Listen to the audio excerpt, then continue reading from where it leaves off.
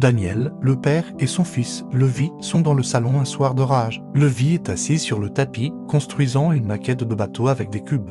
Mais il ne cesse d'y ajouter un volant qu'il a découpé dans du carton. Levi est anxieux à cause d'un grand changement familial. Il demande sans cesse « et si on se perd ?» et essaie de tout contrôler. Daniel regarde Levi forcer pour la 3e fois le volant en carton sur le bateau de cubes. Il sourit doucement et demande « Pourquoi ton bateau a-t-il tant besoin d'un volant, mon grand ?» Levi fronce les sourcils, qu'il ne s'écrase pas. Pour qu'on ne se perde pas quand on déménagera. Daniel met la maquette de côté.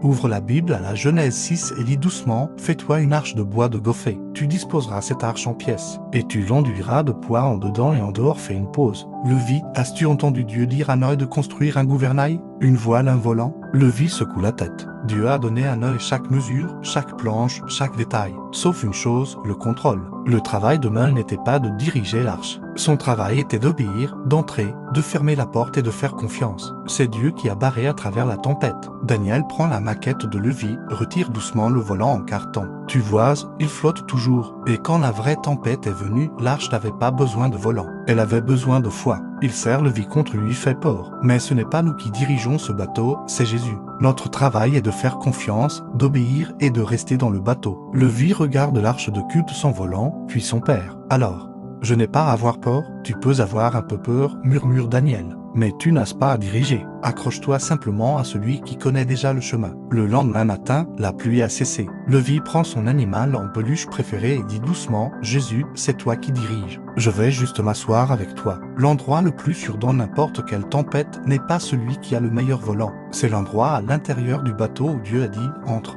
et ferme la porte. Si tu traverses les eaux, je serai avec toi et les fleuves.